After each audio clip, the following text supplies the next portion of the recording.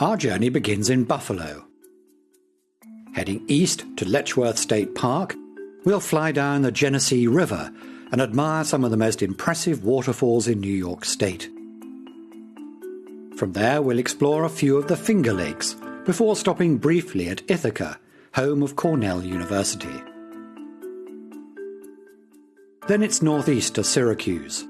Here we'll meet up with one end of the old Erie Canal, no longer in use, but preserved and protected as a state park. We'll journey along the old waterway, soaking in the history and industrial folklore, before intercepting the new Erie Canal and continuing on to Otsego Lake and the city of Utica. We bring our journey to a close in Saratoga Springs, tourist haven and home to the oldest thoroughbred horse racing circuit in the country.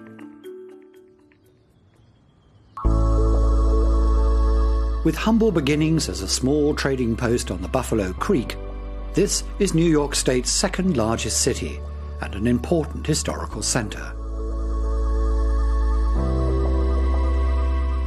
Rated by Forbes as one of the top 10 places to raise a family in America, Buffalo is a sporting hub, home to stunning feats of architecture and a vibrant melting pot of ethnic culture.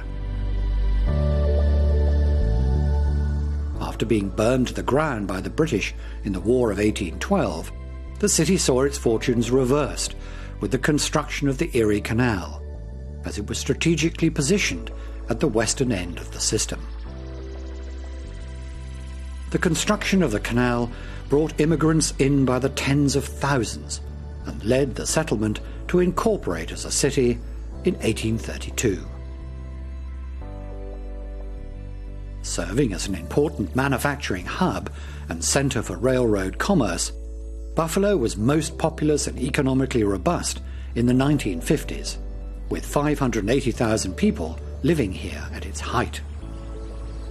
Since then, the population has been in decline, but a concerted effort to diversify the economy seems to be lifting the city back onto its feet.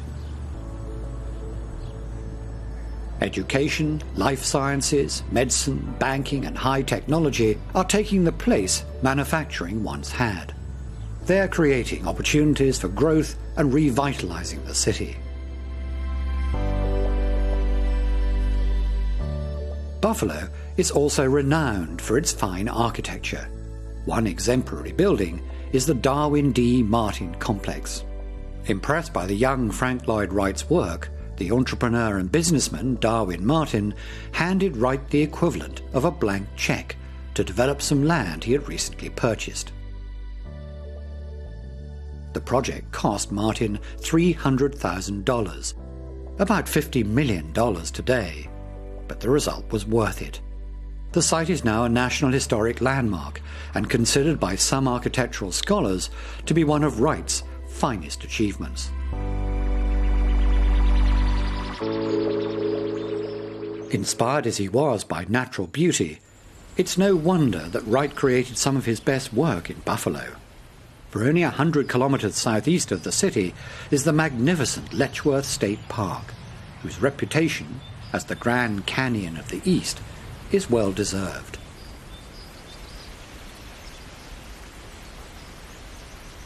The Genesee River roars through over 50 kilometers of lush forest and over 3 major waterfalls. These are the Upper Falls.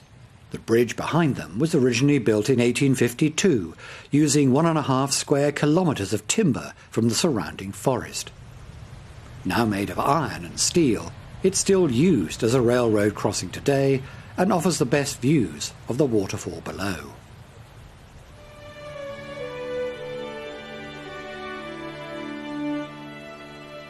The Seneca Nation, which once populated the region around the Genesee, named this stretch of river the Segahunda, or the Vale of the Three Falls.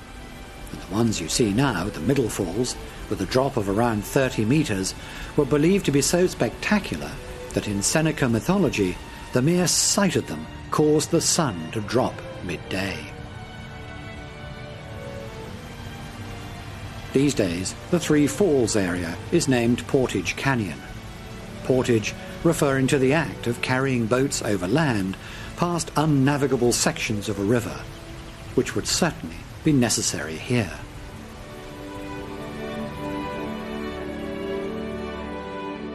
Some of the cliffs on the side of the gorge reach 200 metres as the Genesee roars down to the lower falls. With a drop of almost 10 metres, these mark the end of Portage Canyon. The bedrock exposed in the gorge is from the Devonian era, and many millions of years of geological history can be observed in the sandstone and limestone eroded by the river. Most of the rock was laid down in an ancient inland sea, and so an abundance of marine fossils can be discovered. In 1906, William Pryor Letchworth bought 4 square kilometres of forested land around Portage Canyon. He later bequeathed this area to New York State as to deter private commercial business from destroying the fragile environment around the river. Letchworth died in 1910, but his legacy lives on as his initial grant eventually took in more land and became Letchworth State Park as you see it today.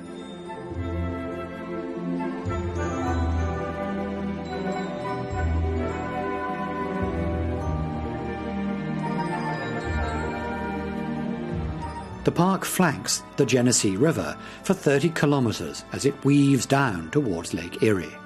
With over 100 kilometres of hiking trails, along with biking, horseback riding, snowmobiling and cross-country skiing, Letchworth Park is a dream come true for those lovers of the great outdoors.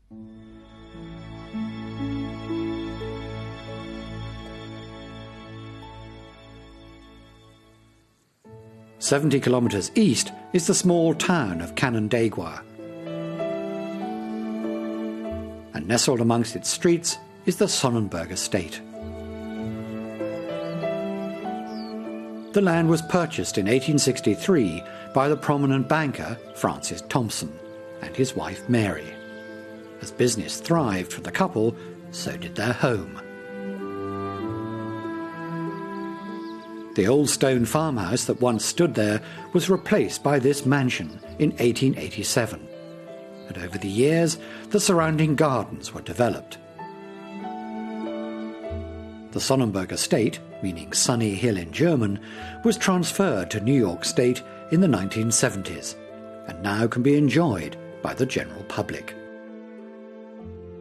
10 themed gardens, including Japanese, Italian, rose, moonlight and pansy gardens, and aviary, greenhouse and conservatory, make the estate a thriving tourist attraction.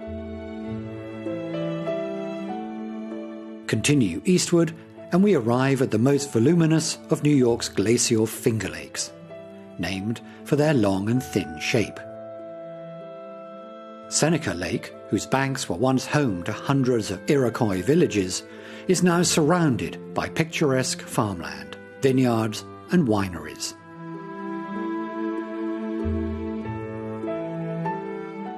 Further east, we arrive at the longest, Cayuga Lake.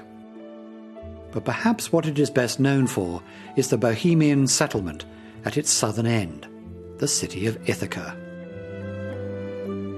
Named after the island home of the great classical hero Odysseus, Ithaca, with a modest population of 100,000, is a cultural powerhouse. Music, theatre and science enliven the city.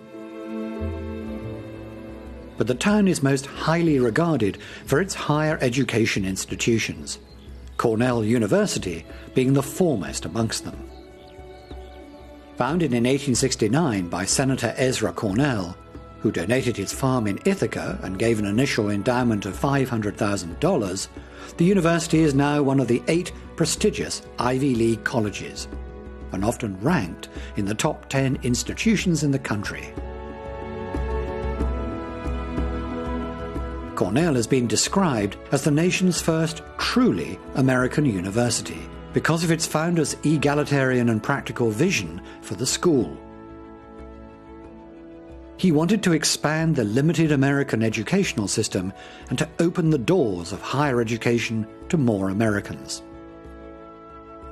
With 41 Nobel laureates associated with the university, Cornell has always been on the front lines of innovation.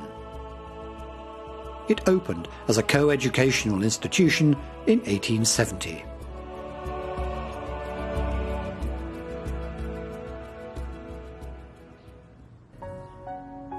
Now, onwards we fly, from Ithaca, across the snow-dusted farmland, until nestled amongst the forests, we find the last of the Finger Lakes we'll be visiting on our journey.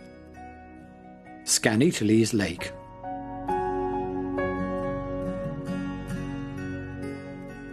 The lake is so pristine that nearby towns, including Syracuse, drink its water unfiltered.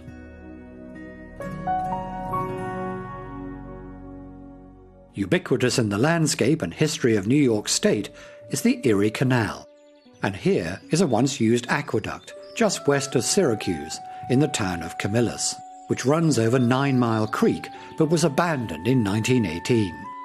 The Erie Canal was first proposed in 1808 as a means to link the waters of the lake of the same name to the Hudson River.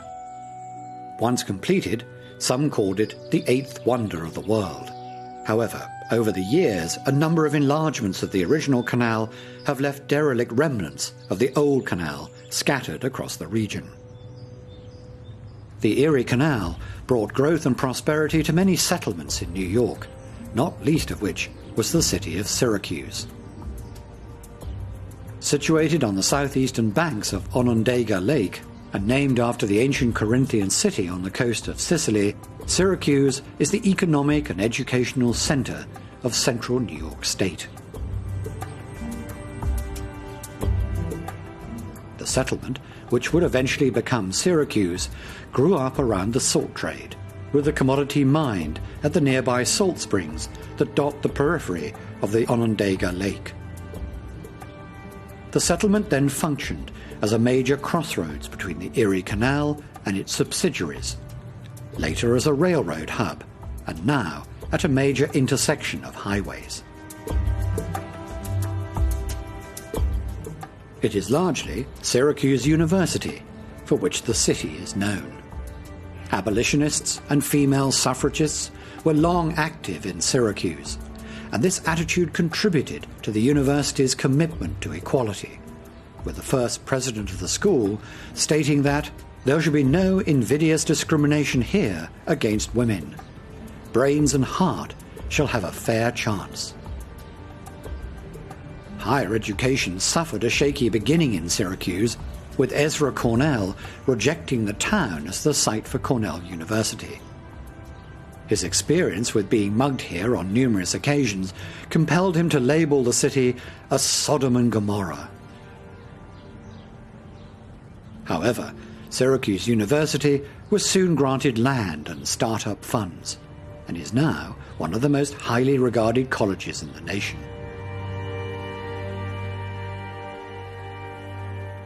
Tracing the fortunes of Syracuse's success takes us through the old Erie Canal State Historic Park, which runs along approximately 60 kilometers of the original waterway. In operation for 100 years between 1817 and 1917, this section of the canal once took goods and passengers from Syracuse eastward to the New York town of Rome. The construction of the canal in its entirety was one of the most ambitious projects of 19th century America, and a triumph of engineering.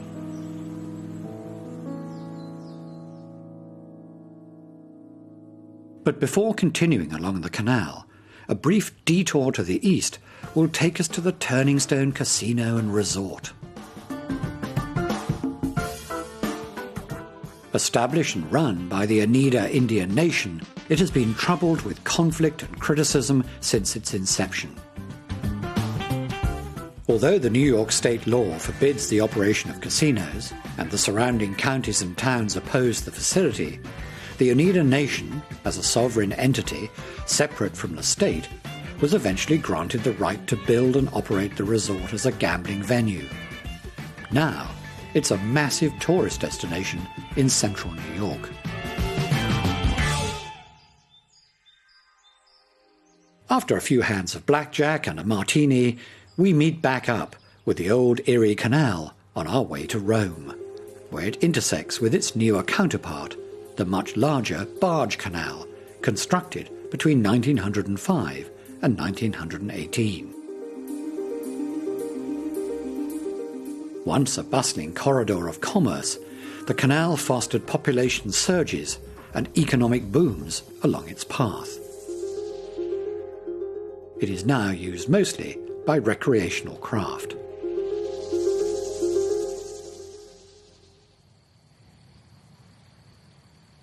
Erie Canal is an historic reconstruction of the 19th century settlement, where the first shovel load of dirt was overturned in the construction of the original canal in 1817. The village sits on the point where the old canal meets the new. An old lock which regulates the height of the water along the canal, and a number of typical buildings, including a church, tavern, blacksmith, school, ice house and railroad station, have been constructed to give visitors an idea of what life in such a settlement may have been like. Horse-drawn vehicles and farm equipment from that early era can be seen in use on cobblestone or dirt roads that would have been typical at the time. As we move along the waterway, we eventually make our way to Rome, New York. And here stands Fort Stanwix. Rumoured to be the first place where the American flag was flown in battle, Fort Stanwix has had an action-packed history. Constructed by the British in 1758 during the French and Indian War, the fort was soon after abandoned and went into gradual disrepair. But with the American colony's declaration of independence 20 years later, the fort's strategic location was soon recognized and re-fortifications began. It subsequently withstood a major siege by the British forces in 1777. The fort burned to the ground in 1781, and by 1830, commercial development in Rome had completely covered the structure. However, in 1934, Franklin D. Roosevelt established the area as a national monument. Then, 40 years later, archaeologists uncovered the fort, and reconstructions began. Now it stands proudly once again.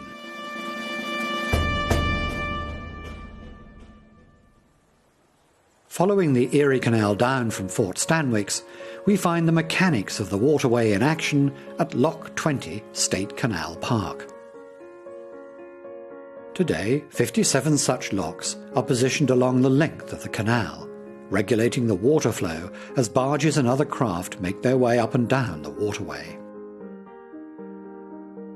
Using this simple concept of locks, boats travelling the length of the canal rise from tidewater level at Troy, New York, to 128 metres at Rome, then descend down to 110 metres as they continue westward, only to rise again to 172 metres by the time they reach Lake Erie.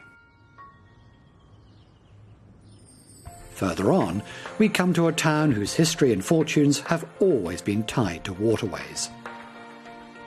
Established as a post along the Mohawk River, where local merchants would trade with the native Iroquois, Utica was a commercially minded settlement from the outset. And being positioned along the first section of the Erie Canal to open in 1820, Utica saw its population and economy boom. The canal ran directly through the town, and it served as a perfect midway stopover for those travelling the waterways. The city also became a transportation hub, commercial centre, and major player in the textile and tool industries. After the construction of the Erie and other canals, and with Utica establishing itself as a centre of trade, more railroad lines were built to bring goods and travellers through the city. So in 1914, to meet the increased rail traffic and to impress visitors upon arrival, the Utica Union Station was constructed. It now services buses, commuter rail, and the Adirondack Scenic Railroad, which takes passengers through the snowy mountains.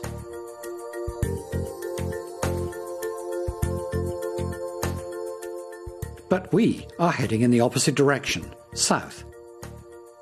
As we fly over the forest and rolling farmlands, we gain almost 250 meters in elevation, coming eventually to Otsego Lake.